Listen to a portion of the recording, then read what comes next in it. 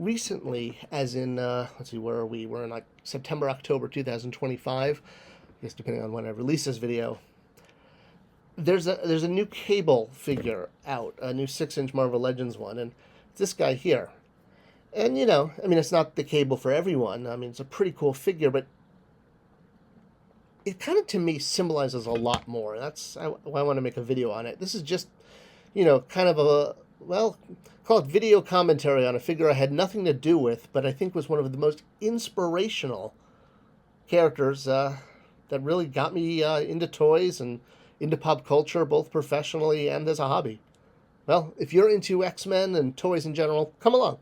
Let's go on a little discussion about the importance of the X-Men animated series 97 Cable action figure from Hasbro, released in 2025 on Spector Creative. Today. Right now.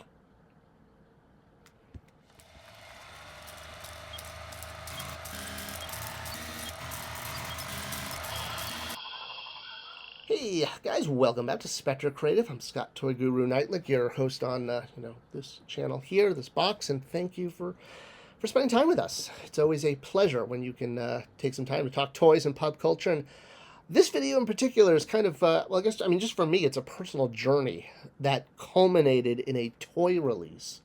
And I want to explain why. So, it's no secret that I like, Marvel Legends, X-Men, and I particularly like Marvel Legends, Cable figures. I've got a few of them. A few of even the same one. So why am I, super excited over this particular version? It's sort of a animated version of this one, right? If you will. This was this sort of a 1991 cover of X-Force #1 look. I mean, Cable went through, 4 or 5 different looks over the first 10 issues that he was in the New Mutants. He had a different outfit in each one. They did so. It's hard to say, but this just became definitive just because of the cover, I think, because he was in a new outfit the next issue anyway. Regardless, and this one became like his, his action figure look. Now, and a part of that is because of his appearance on the show, and that's what I want to dive into. So here we are, 92. The show is on the air. I'm an eager 13 or 14-year-old. I was born in 1978. You do the math. And X-Men the Animated Series and Batman the Animated Series were on. These were both just amazing, amazing TV shows. And I remember, X-Men the Animated Series, the continuity drew you in. You're like, whoa! I mean, there's never been a cartoon that things mattered so much, right? I mean, it was usually they're just one-offs. Even Futurama made fun of that in an episode where the world got destroyed. And the next episode everything will be fine again because that's the way things work, which was true.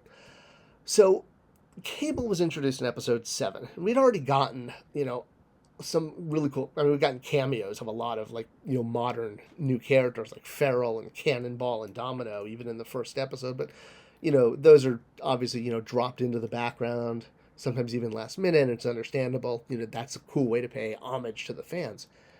But then we get to episode 7, and out of the bushes steps this guy, Nate Summers, aka Cable, and he.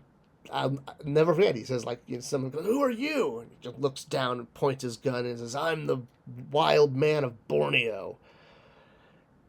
That was one of the geekiest, coolest moments of my life.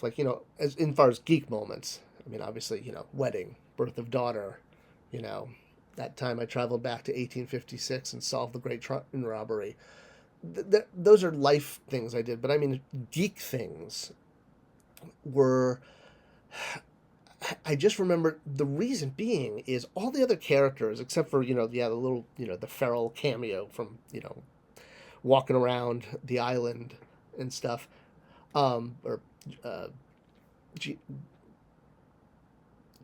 Cable was clearly a main. I mean, he had a character, right? Speaking role was had model sheets done on him. It wasn't it was obvious in the design. This wasn't just a quick drop in. And, well, and obviously, he had a large speaking role. To me, what it said was like, this show isn't just about, the heritage of them. Here's a character that was created for your generation. Cable was so new, and I'd never seen a character go so quickly from, call it a comic book, to entertainment. I mean, now we get it all the time. I mean, now it's, I mean, hell, sometimes they make the video game while they're making the movie, while they're shooting the TV show, and it's all, one giant, awesome, collaborative process. But I so distinctly, when he stepped out of the bushes and said that line, I remember, like, I remember I was at my grandmother's house in Stamford, Connecticut, and I just almost fell off the couch. I was like, holy cow, Cable is in this show? Like, he like just got introduced. He's like a my generation character. That was actually what got me into comic books. Was I wandered into the new comic book store that opened up in my town.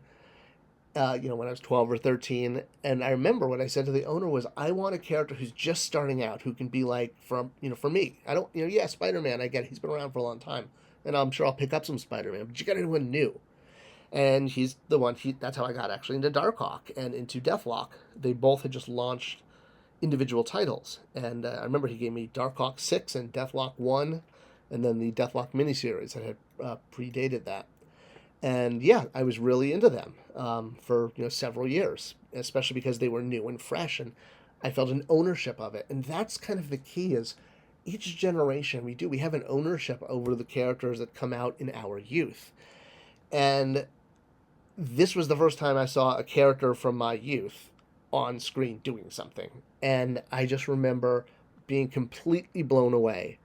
And I usually don't buy animated versions of the characters. I usually pretty much stick to not even the movie versions, but the comic book style. But yeah, this one, that was a moment. That was a moment in time. And, he's kind of going to go, on my shelf with like, Batman animated series. This is just like, not about the lines, but about that moment in time when we had amazing animated shows on TV that were made for kids, teenagers, and adults, and blended the older characters with the brand new ones, and even introduced things. I mean, look at the way Harley Quinn is introduced, Batman animated series, and she's a main character now.